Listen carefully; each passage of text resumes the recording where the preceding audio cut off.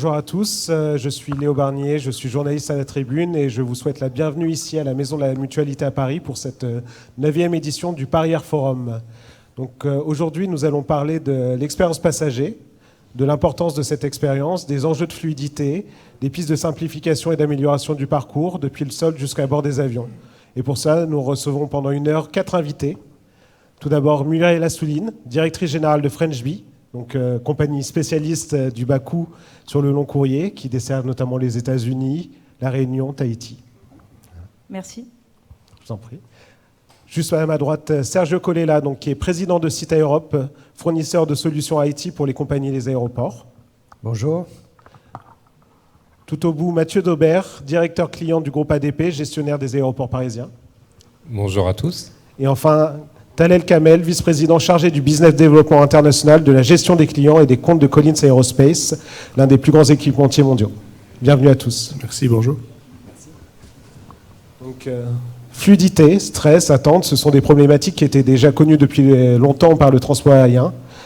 Mais la crise sanitaire est survenue et est venue ébranler une organisation déjà sous tension et imposer de nouvelles contraintes.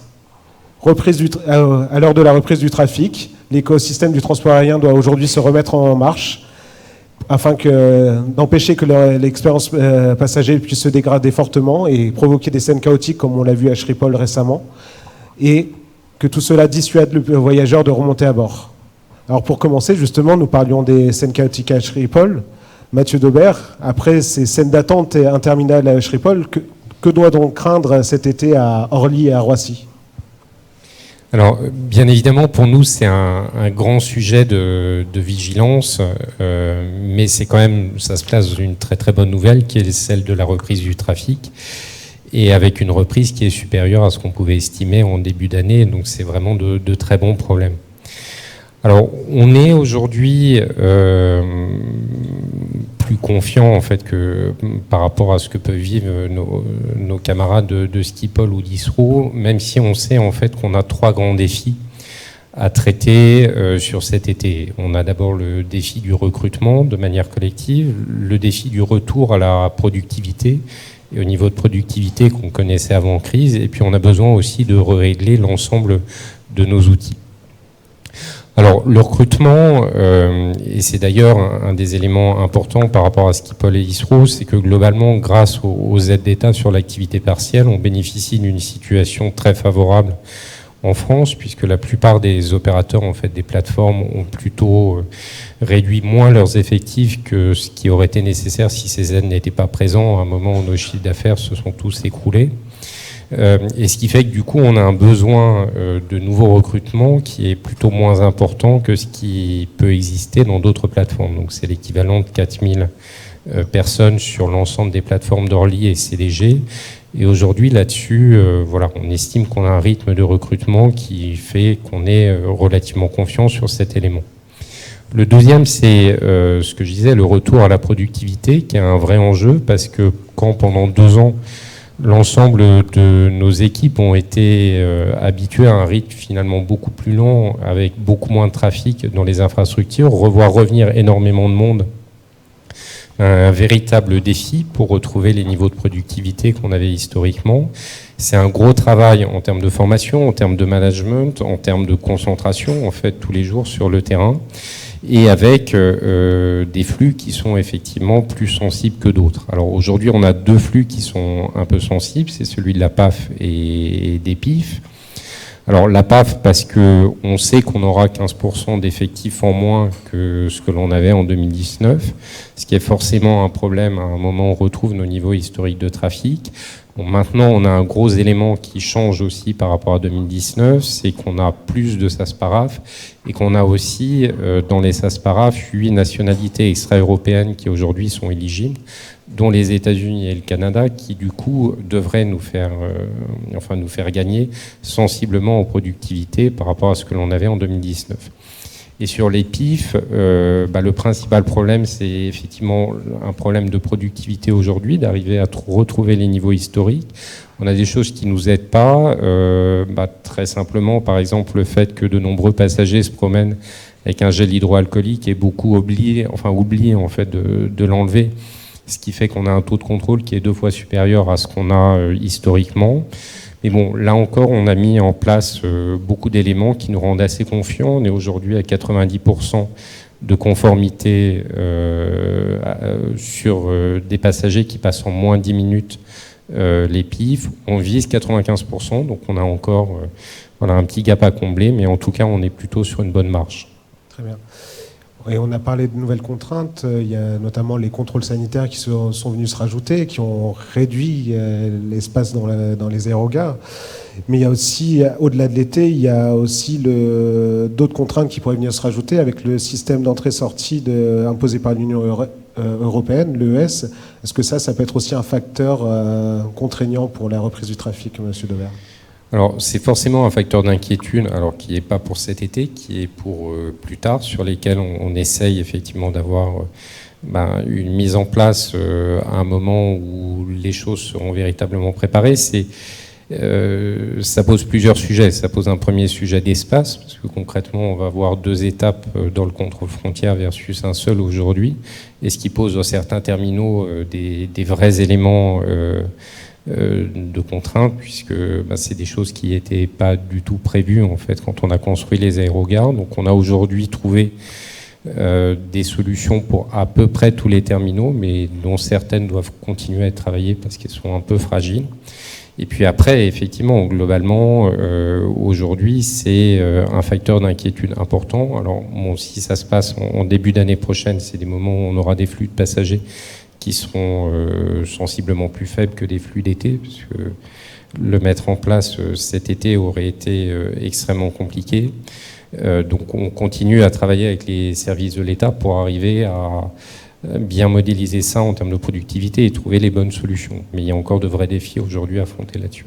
Très bien. Madame Assouline, comment aujourd'hui les compagnies aériennes, qui sont donc utilisatrices de ces terminaux, dont les passagers passent par ces terminaux, appréhendent ce type ou anticipent ce type de perturbation aujourd'hui ? Tout d'abord, on était à peu près tous dans les mêmes problématiques, même si l'activité partielle en France nous a beaucoup aidé à pas licencier en fait les salariés. On peut dire pour les compagnies, je pense que l'ensemble des compagnies ont déjà fini leur recrutement, parce que quand on est sur des métiers avec forte qualification, le personnel navigant, les personnels en back-office, on va dire, c'est déjà recruté, parce que l'été, on est le 7 juin, donc on ne peut plus maintenant recruter que du personnel, on va dire, non qualifié pour accompagner les clients dans les aéroports, justement faire du préventif pour expliquer, comme mon collègue d'ADP disait, les gels et tout ça. Donc nous, d'abord, on travaille beaucoup avec ADP et l'ensemble des plateformes aéroportuaires pour anticiper au maximum et leur dire, donnez-nous bien les points d'alerte. Deuxièmement, on revoit un peu le parcours du client et tous les messages qu'on peut l'envoyer. Vous voyez, quand vous recevez, que vous voyagez, le J10, préparez-vous, le J3, enregistrez-vous en ligne, attention. Donc on a revu les messages pour adapter. Clairement, on est, au moins sur French Bee, on a encore des billets à vendre, et je pense que c'est le cas de toutes les compagnies aériennes. Donc on n'est pas pour une communication trop alarmiste, parce que sinon la reprise sera moins forte qu'escomptée pour cet été. Et donc c'est vraiment important qu'on dise aux gens, n'hésitez pas, revenez dans les avions, voyagez, déplacez-vous, on sera là pour vous accompagner. Voilà, et on a des outils, sur French Bee, on a un outil qui accompagne à l'aéroport, hein, et qui, dès que le client, 5 heures avant son vol, arrive, c'est un outil développé par un petit fournisseur, c'est ni Cita ni Collins, désolé, mais qui est extrêmement smart. Donc je vais recevoir les alertes d'aéroport de Paris ou de l'aéroport de Los Angeles, et je vais pouvoir pousser au client, 5 heures avant, lui dire « Attention, il y a un point d'alerte pour passer les formalités ». Présentez-vous encore plus tôt à ce point de passage, que ce soit le PIF ou le PAF. Donc c'est important qu'on puisse adapter très vite la communication client. Très bien. Monsieur Colella, c'est vous qui me parliez de ce concept d'aéroport qui rétrécissent du fait de l'augmentation des contrôles et notamment des contrôles sanitaires pendant la crise. Qu'est-il possible aujourd'hui de faire à court terme pour réduire les risques de congestion ? Est-ce que vous qui développez des solutions technologiques, est-ce qu'il y a des réponses rapides à apporter à cette problématique ? Oui, absolument. En fait, tout se passe comme si les aéroports avaient rétréci de l'ordre de 30% compte tenu des contrôles sanitaires qui sont peut-être un peu plus importants. Et comme cela a été dit, La bonne nouvelle, c'est que le trafic reprend. Ce n'est pas un problème uniquement français ou une problématique uniquement française. Partout en Europe, il y a besoin de recruter et besoin de remettre en place tout un personnel pour permettre d'avoir une expérience de voyage qui soit fluide. Pour donner un exemple, à Heathrow, ils doivent recruter 30 000 personnes dans les 6 prochains mois. Donc, pour répondre à cet enjeu et répondre à cette demande, en faisant en sorte que le voyage reste agréable, la meilleure chose, c'est d'augmenter la productivité, comme cela a été dit, automatiser. Et pour ce faire, la technologie peut faire beaucoup. L'exemple que vous avez donné est tout à fait intéressant. La technologie, le digital, est un élément qui permet de faire en sorte qu'on augmente la productivité. Qu'est-ce que ça veut dire? Ça veut dire que notre téléphone mobile doit quelque part nous aider à piloter notre voyage. Il peut devenir un peu la télécommande du voyage du passager en donnant de l'information pour faire en sorte que le voyage commence bien avant d'arriver à l'aéroport et que toutes les formalités, notamment de contrôle aux frontières, soient préparées suffisamment en avance. Ça permet aussi d'informer le passager tout au long du voyage. Un deuxième élément est lié à la biométrie, qui est une technologie tout à fait prête et qui a été implémentée de manière assez forte en Asie, en Amérique, et qui commence à être mise en place également en Europe, pour faire en sorte, en fait, que notre visage devienne notre carte d'embarquement, voire notre passeport. Et ça, bien sûr, ça peut permettre d'apporter de la productivité et de l'automatisation. Enfin, tout ce qui est libre-service, le fait de donner la possibilité aux passagers d'interagir sans contact, quand c'est possible, avec des machines pour pouvoir effectuer des opérations de manière autonome. Nous, on a fait un sondage auprès de plus d'une centaine de dirigeants d'aéroports dans le monde, dans plus de 40 pays, qui démontrent que la plupart des compagnies aériennes et des aéroports investissent dans ces technologies pour créer à moyen terme de la productivité, de l'automatisation, souvent avec un niveau de satisfaction de l'utilisateur final, c'est-à-dire du passager, qui est meilleur. Et vous pensez que cela peut permettre de pallier au manque de personnel, aux difficultés de recrutement qui sont actuellement à l'œuvre? Alors ces difficultés, elles sont là pour rester, hein. Pas uniquement en France, mais partout. C'est difficile de recruter des personnes qui acceptent les contraintes d'être sur un tarmac, par exemple, surtout dans certains pays. Donc ces difficultés sont là pour rester. Et comme dans tous les secteurs d'activité, en fait, l'automatisation est un moyen de réduire cette dépendance. C'est aussi un moyen, la digitalisation, de donner plus d'informations au personnel pour qu'il puisse travailler de manière plus productive et plus efficace. Et ce sont des solutions qui se mettent en place dans les prochains mois. L'idée, c'est de faire en sorte que de plus en plus, dans les années à venir, il y ait un parcours digital à côté du parcours physique du passager. Très bien. Monsieur Kamel, peut-être nous apporter un peu votre vision internationale. Et donc, je ne sais pas si il y a le même type de problématiques hors d'Europe, et revenir aussi avec vous sur la question de la biométrie et de savoir ce que ça pourrait apporter dans l'amélioration de la fluidité. C'est clair que apporter de l'automatisation dans les gestions aéroportuaires rend le voyage plus fluide, plus agréable. Combiner la biométrie avec les systèmes de gestion de flux, queue management, rend le voyage plus court et plus efficace pour tous les acteurs du voyage, c'est-à-dire la compagnie aérienne, le passager et l'aéroport, dans cet écosystème finalement beaucoup plus connecté qu'il l'était auparavant. Sur 2 aéroports, pour rebondir sur votre question, un en Asie et un autre en Amérique latine, la biométrie et le queue management, la gestion de flux, a fait que les compagnies aériennes ont vu leur temps d'embarquement diminuer de 30%, c'est-à-dire un peu plus de 10 minutes par passager, par vol. C'est énorme, parce que non seulement ça rend bien sûr la durée de voyage plus courte, mais aussi pour la compagnie aérienne, le coût d'immobilisation de la rampe d'embarquement est moindre. Donc, ça fait un petit saving sur des opérations un peu plus tendues. Très bien. Mais justement, quand on parle biométrie, après, c'est peut-être une question très française ou très européenne, mais il y a la question de l'acceptation des passagers. Est-ce qu'aujourd'hui, vous pensez qu'on est passé à un stade d'acceptation suffisant pour voir ces technologies se déployer assez largement ? C'est l'un des revers de cette pandémie aussi, l'adoption ou l'acceptabilité de ces nouvelles technologies est plus au point. Les gens conçoivent beaucoup plus que leurs données, même personnelles, sont détendues ou sont tenues d'une manière sécurisée, réglementée entre les différents acteurs de l'écosystème, surtout le gouvernement. Donc, les systèmes de biométriques aussi avec nos collègues de CITA sont un peu partout dans le monde, elles ne posent plus ce problème-là de notre point de vue ici en Europe. Oui, je suis tout à fait d'accord. Et quelque part, cette pandémie qui a été le Covid, qui a été une tragédie, ça a été aussi un accélérateur de la digitalisation.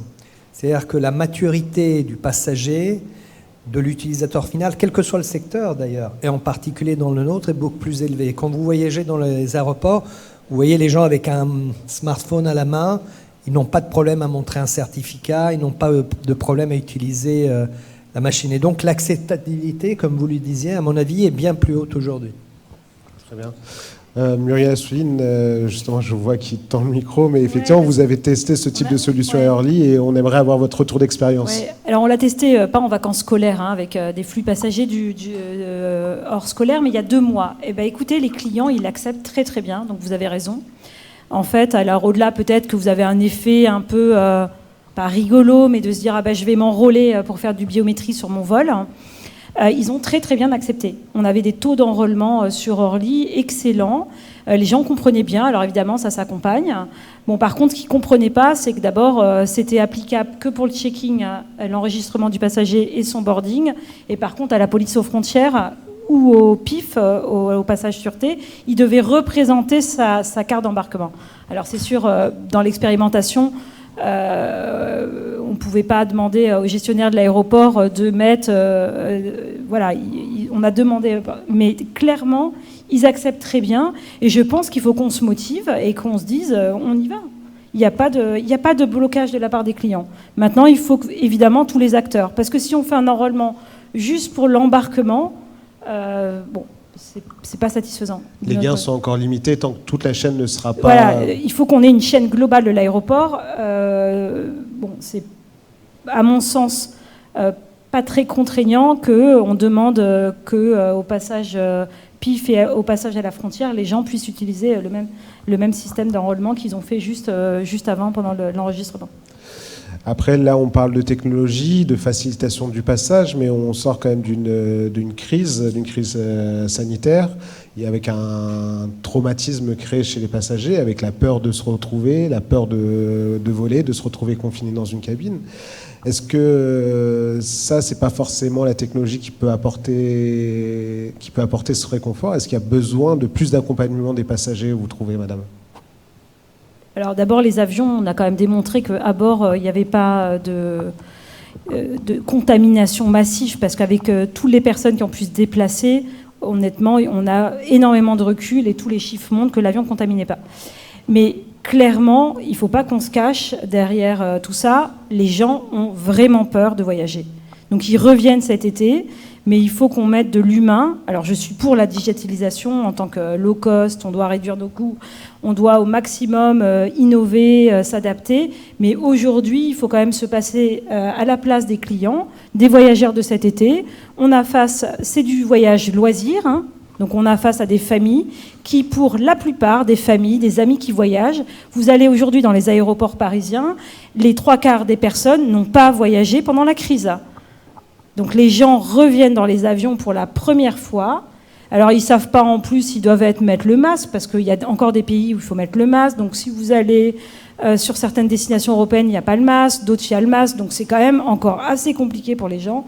Et on doit mettre de l'humain derrière ça. Ça peut être via de la technologie, de leur faire des messages, de communiquer avec eux, de les rassurer sur toutes les formalités, parce qu'il y en a encore. Tous les pays demandent encore des QR codes d'entrée, où vous allez séjourner à destination, enfin vous connaissez tout ça. Donc on doit accompagner cette digitalisation par beaucoup d'humains, parce que si on n'est pas là pour rassurer pour les gens, et si en plus on a des difficultés parce qu'il y a eu des problèmes de recrutement, de temps d'attente cet été, ça sera un échec pour tout le transport aérien.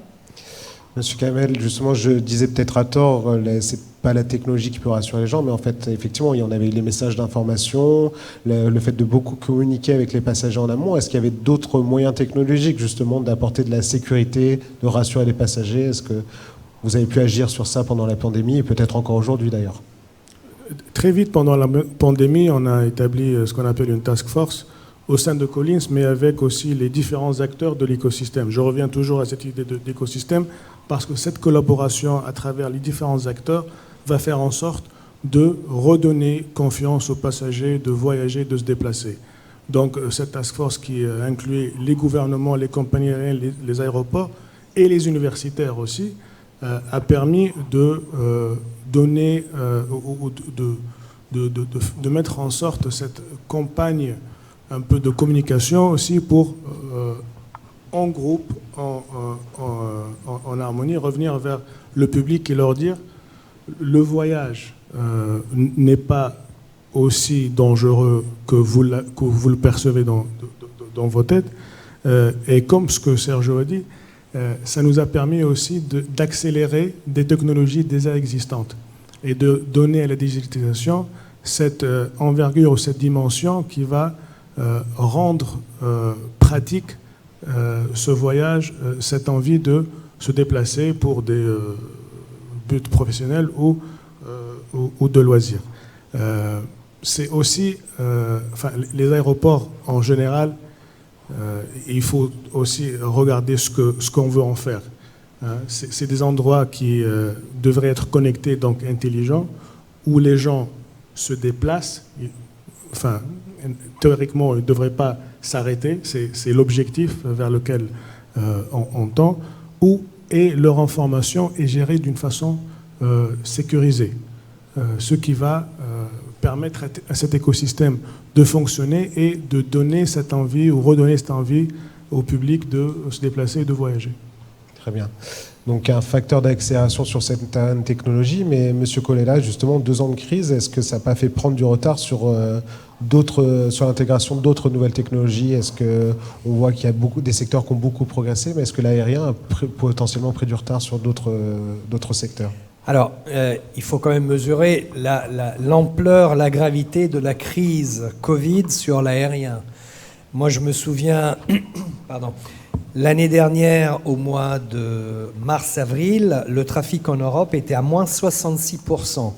Je ne crois pas qu'il y ait eu beaucoup de secteurs, peut-être l'hôtellerie qui a vécu à moins 66%. Donc c'est normal qu'il y ait eu une pause.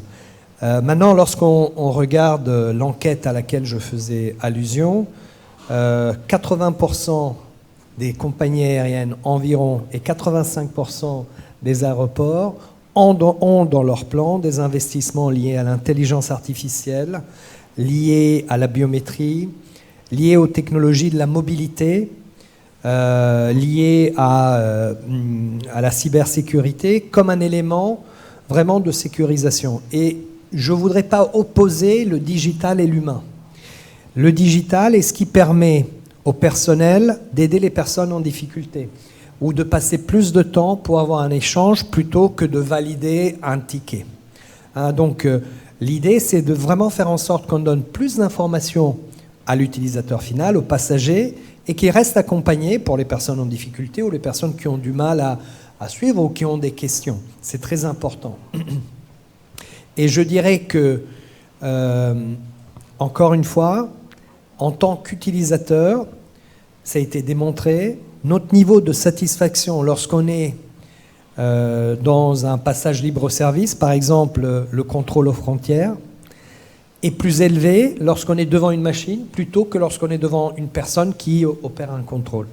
Enfin, et je crois que ça a été dit, et ça me paraît tout à fait pertinent, pour que ce soit vraiment efficace, il faut que l'ensemble des touchpoints avec le passager puissent être digitalisés dans un délai relativement court, pour permettre vraiment une expérience qui soit fluide, walk-through, pour le passager. Si on arrive à faire ça, on construit vraiment une expérience de voyage qui soit la moins traumatisante possible, et on va encourager nos clients finaux à remonter dans un avion et à voyager. On parlera aussi peut-être d'intermodalité.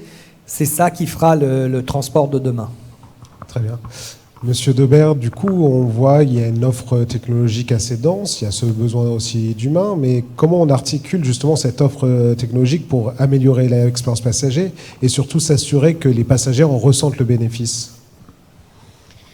Alors, en fait, je pense que ce qui est essentiel quand on apporte de la nouvelle technologie, des nouveaux process, etc., c'est d'arriver à faire comprendre aux passagers que ces technologies, ces process ne sont pas uniquement faits pour générer des économies pour les compagnies, pour les aéroports, etc., mais qui sont vraiment faits pour chacun d'entre eux en tant qu'individu, fait pour réduire leur pénibilité et à un moment où ils sont extrêmement stressés avec toujours cette angoisse hyper forte de rater son avion. Il y a un certain nombre d'études de psychologues d'ailleurs qui ont été faites et qui montrent que le passage en zone publique, en fait, avec la somme de contrôle de process, est probablement un des moments les plus stressants, les plus angoissants que vivent les personnes en dehors des événements graves de la vie. Et du coup, ça est pour moi totalement essentiel de bien prendre en compte en fait cet élément-là. C'est-à-dire qu'on a face à nous des passagers qui sont très peu dans un registre rationnel, mais beaucoup plus envahis par des émotions, ce stress, etc. Et donc les réponses qu'on apporte doivent être aussi parfaitement adaptées à cet état d'esprit très particulier. Alors c'est pour ça que nous, en fait, quand on travaille un process, une étape de parcours, on essaye toujours de le faire à la fois sous le registre de ce qu'on appelle le Smart Airport, donc qui est tout le travail autour des technos, de l'organisation des process, etc. Mais on essaye aussi de le faire sous l'angle de ce qu'on appelle l'Emotional Airport, donc il répond du coup à cet état d'esprit du passager, avec à la fois, et comme le disait Muriel, un rôle très important de l'humain pour rassurer, pour redonner des repères, etc. Et donc essayer de limiter ce stress. Mais aussi, et ça c'est vraiment un point auquel je crois beaucoup, c'est la notion de petites attentions qui finalement peuvent paraître des toutes petites choses, mais qui peuvent renverser totalement la baraque en termes d'expérience client. Je prends souvent l'exemple des shoe scans sur les PIF, qui au début étaient un peu une techno qui visait à éviter que les passagers reviennent dans la première partie des PIF avant les contrôles et essayer d'accélérer les flux. Alors qu'en fait, c'est vraiment ça qui aujourd'hui, je pense, change fondamentalement l'expérience de nos passagers, puisqu'en fait, on leur enlève leur source de stress et d'irritants majeurs dans les aéroports, à enlever ses chaussures devant les autres passagers. Et d'ailleurs, nos enquêtes le disent. C'est-à-dire que quand on demande à nos passagers quelle est la plus grande innovation que vous avez vue dans nos aéroports ces dernières années, beaucoup citent le shoe scan. Et ce qui montre du coup en fait que trouver des technos qui arrivent à solder ces problématiques de pénibilité, de stress et d'apporter des toutes petites attentions mais qui changent totalement les choses sont hyper importantes. Je voulais juste rebondir sur la notion de stress à l'aéroport et la relier aussi à... Les pilotes sont connus pour être d'un sang-froid assez impressionnant parce qu'ils simulent dans les simulateurs des crashs, des accidents. Et donc, ils sont habitués à réagir d'une façon plus ou moins rationnelle à ces événements soudain, imprévu. Et donc, les technologies viennent nous aider dans ce sens parce que l'intelligence artificielle ou les digital twins font qu'on puisse aussi simuler des congestions ou des problèmes imprévus sur certaines parties des aéroports et former les gens, le personnel de l'aéroport, à répondre à ces problèmes-là.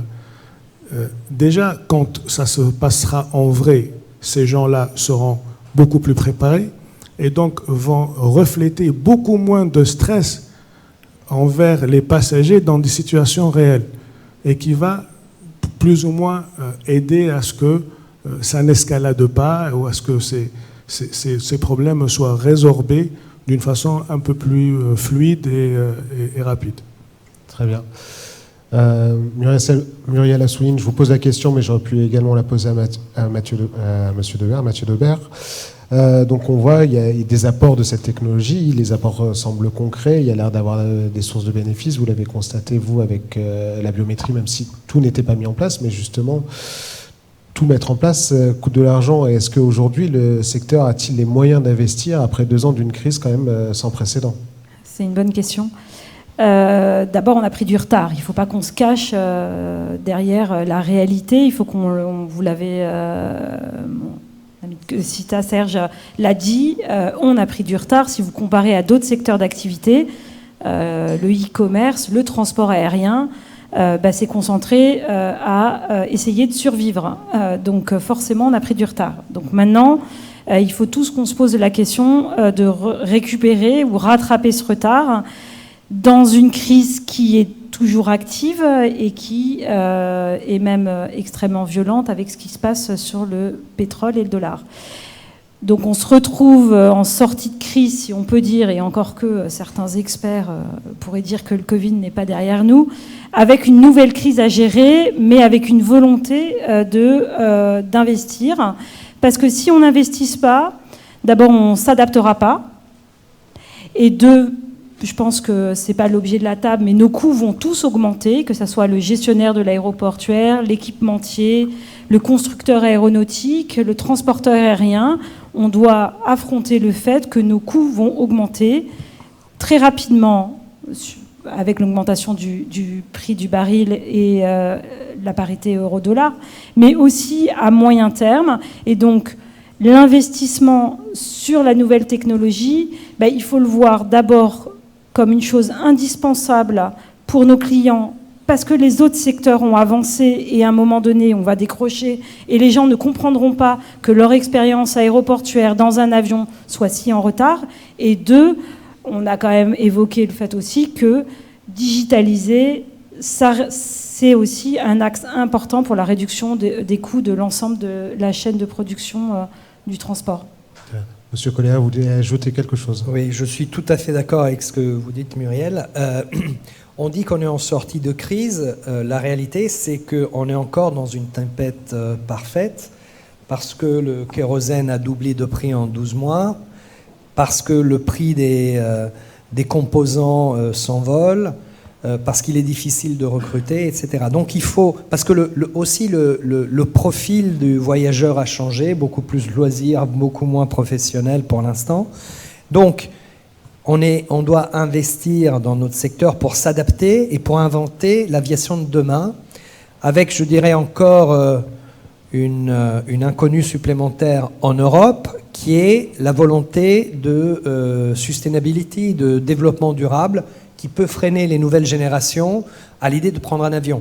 Donc il faut aussi qu'on investisse, et la technologie peut beaucoup de ce point de vue-là, pour rendre de plus en plus propre également notre industrie. Et tout ça, ce sont des challenges et des enjeux que l'on peut affronter si on décide d'avoir confiance en l'avenir et si on le prépare. Muriel Assouline, pour revenir avec vous, peut-être essayer de prendre un peu de hauteur, parce qu'on a parlé beaucoup d'aéroports, mais parler peut-être un peu du bord cette fois, mais c'est dans le critère d'achat d'un billet d'avion, le prix est souvent le premier critère cité, mais quelle est l'expérience aujourd'hui et l'importance de l'expérience passager aujourd'hui dans le choix d'une compagnie, et puis surtout comment vous l'intégrez dans vos modèles commerciaux? Alors aujourd'hui, oui, le prix, c'est un driver et c'est pas French Bee qui va dire le contraire. Les clients, surtout que c'est du loisir, ils veulent le bon prix. Donc comment on peut s'adapter à ça ? Parce que la concurrence, elle est extrêmement rude. Aujourd'hui, si on a un peu de reprise, on a en plus un reprise qui n'est pas mondial. Il faut être concret. Il y a encore des zones qui sont fermées. La Chine est fermée. La Russie est fermée aussi. Clairement, on voit bien que l'ensemble du trafic se concentre sur certaines zones sur laquelle on opère sur les États-Unis. On est très content et clairement le transatlantique repart très fort. Par contre, aujourd'hui, le client, donc le prix, on peut dire que si on s'aligne tous, parce que forcément l'offre est importante, il faut savoir faire du à la carte. Et on reviendra sur l'environnement. Le à la carte, il est important. Un consommateur, aujourd'hui, veut pouvoir choisir. Donc j'achète le produit aérien, c'est plus un produit classique où on a acheté toute l'expérience de l'aérien que vous connaissez. Aujourd'hui, il veut pouvoir choisir, il veut pouvoir décider de prendre qu'un bagage pour une famille et payer du coup moins cher et pas porter le prix du carburant pour une moyenne de bagages transportés parce que lui, il n'achète qu'un bagage pour 4 personnes pour son déplacement. Donc le à la carte, c'est fondamental. C'est, je pense, la clé du succès, du futur des compagnies, en particulier sur des modèles, on va dire, low cost que je représente. Il faut se faire du à la carte. Très bien. Alors peut-être rapidement, parce que l'heure file, Monsieur Kamel, du coup, on parle du sol, on parle du bord, mais est-ce que justement l'un des objectifs, des enjeux des prochaines années, c'est d'offrir une expérience vraiment door-to-door, porte à porte aux passagers ? C'est exactement ça. C'est comment accompagner dans un modèle fluide le passager de son origine à sa destination. Et je vais reprendre des thèmes dont on a parlé, mais peut-être les consolider d'une façon un peu vue de Collins Aerospace. L'expertise, équipement, intégration et système, c'est quelque chose qu'on connaît de par notre historique et des différentes marques qui sont sous le groupe Collins. Donc, que ce soit au niveau de l'aéroport, des kiosques, des véhicules au sol, des tours de trafic aérien ou sur l'avion, les sièges qu'on construit, les galets, les équipements qui contrôlent la luminosité, tout ça, c'est-à-dire qu'on le conjugue pour digitaliser, apporter une information qui soit exploitable, utilisable au moment opportun pour les différents acteurs, encore une fois d'une façon sécurisée. L'autre volet dont on a parlé, c'est la dématérialisation, c'est-à-dire le paperless. Et ça va dans tout ce qui est durabilité, sustainability, dont on parle de plus en plus et qui deviennent maintenant un critère de choix des voyageurs pour prendre une telle compagnie avec un tel avion ou une autre. On a parcouru du chemin, donc on ne voit plus de tickets en papier. 33% des cartes d'embarquement sont maintenant digitales, mais on a encore du chemin à parcourir. L'OACI a maintenant émis une standardisation de ce qu'on appelle les Digital Travel Credentials.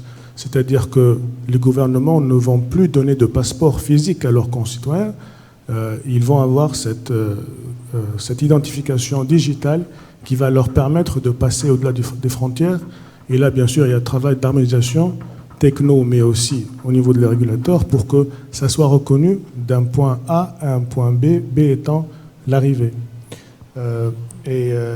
La dernière chose que je voulais mentionner, et j'en ai parlé quand Mathieu en parlait, l'intelligence artificielle utilisée à bon escient, pour que le personnel se concentre sur les tâches à valeur ajoutée. Aujourd'hui, l'intelligence artificielle est utilisée sur certaines parties des opérations aéroportuaires, mais comment est-ce qu'on peut aller un peu plus dans ce créneau-là et créer cette data, cette information qui va bien sûr faciliter, encore une fois, le door-to-door. Très bien. peut-être à la conjugaison justement de ces préoccupations environnementales et de cette expérience door-to-door, il y a l'intermodalité. Donc Sergio Colella, vous avez récemment renouvelé votre partenariat avec la SNCF. Comment justement vous intégrez l'intermodalité dans l'amélioration de l'expérience passager, mais aussi la réduction de l'empreinte environnementale? Oui, alors c'est effectivement, on est très, très heureux de ce partenariat avec la SNCF pour faire une expérience de voyage TGV plus air que certainement beaucoup d'entre vous connaissez, qui permet de faire en sorte que, par exemple, si on part de Nantes pour aller jusqu'à New York, on ait un seul billet qui fasse le TGV et l'avion, et donc une expérience utilisateur qui soit la plus fluide et la plus facile possible pour lui. Un jour, il faudra intégrer le bagage, parce qu'on parle beaucoup du passager, on parle un peu moins du bagage. Et notre rêve est aussi de faire en sorte que le bagage ait une expérience de voyage qui soit fluide, autant que possible. Et l'intermodalité est, pour nous, à la CITA, aussi une des clés de résolution de la volonté de développement durable. L'accessibilité à l'aéroport doit être la plus simple possible. On est en train de travailler avec l'aéroport de Stockholm-Arlanda pour faire en sorte que les passagers déposent leurs bagages justement en centre-ville, prennent ensuite le Arlanda Express pour arriver à l'aéroport. Donc l'intermodalité a à la fois une finalité positive pour nous en tant qu'utilisateurs, en tant que passagers, on a une expérience unique, et aussi pour faire en sorte que on utilise l'avion à bon escient et que tout ce qui contribue aussi à l'empreinte écologique d'un aéroport, qui est l'accès à l'aéroport, puisse être, je dirais, optimisé au travers de transports en commun. À terme aussi, on peut imaginer, on est en train de faire des réflexions sur l'intermodalité avec les compagnies de croisière pour avoir une expérience unique. Et c'est aussi une des directions de l'innovation pour nos passagers, pour nos utilisateurs finaux, qui devrait rendre cette expérience stressante qu'est un voyage, quel qu'il soit, la plus fluide possible, et en donnant le plus d'informations possible et le plus de facilité possible aux passagers. Très bien. Mathieu Daubert, les aéroports parisiens ont pas mal de projets en termes d'intermodalité. Peut-être que vous voulez nous en dire un peu plus. Quels sont vos objectifs avec cette intermodalité et quels sont les défis de cette intermodalité dans des aéroports? Alors, la base de la réflexion, effectivement, c'est de se dire que le train doit devenir notre meilleur ami et qu'on doit développer, en fait, l'interconnectivité entre le faire de manière générale, à la fois en termes de transport public rapide, notamment pour rejoindre Paris, mais aussi en termes d'offres de TGV couplées avec des avions pour offrir de nouvelles solutions de correspondance. Et on part aujourd'hui d'une situation qui est loin d'être satisfaisante, parce que se dire qu'Orly n'est pas desservi par une ligne de transport public pour rejoindre Paris, par exemple. Quand on regarde aujourd'hui les connexions qui existent entre le train et l'avion, on a quand même la moitié de nos passagers qui rejoignent une gare parisienne pour prendre un train, alors qu'on a une gare TGV à Charles de Gaulle et qu'on a la gare de Massy qui est tout près d'Orly. Donc on voit globalement qu'on a quand même de gros projets à faire pour arriver à créer une interconnectivité qui fonctionne. Et c'est du coup ce à quoi on s'emploie. Alors c'est des projets long terme, mais dont certains vont voir le jour bientôt, ce qui est une excellente nouvelle. Donc ça commencera par l'arrivée de la ligne 14 à Orly, qui va quand même être un vrai bouleversement, et qui, on l'espère, va développer fortement cette interconnectivité, mais qui sera la première étape en fait d'un process beaucoup plus long, avec notamment des grosses réflexions sur Charles de Gaulle au niveau de la gare TGV, à la fois dans des questions de développement de transport vers Paris, avec plusieurs formats selon les attentes des passagers, le CDG Express qui permettra de rejoindre Paris directement pour des passagers qui souhaitent le confort, la ligne 17 et le RER rénovés qui peuvent être du coup deux solutions différentes, une plus à l'est, une plus à l'ouest. Et puis aussi, et ça c'est un vrai challenge, la partie TGV pour arriver effectivement à développer la connectivité avion-TGV. Et là, il y a beaucoup de sujets. Il y a effectivement le sujet du bagage, dont on a parlé, mais qui n'est pas un tout petit sujet. Il est essentiel pour arriver à développer la correspondance.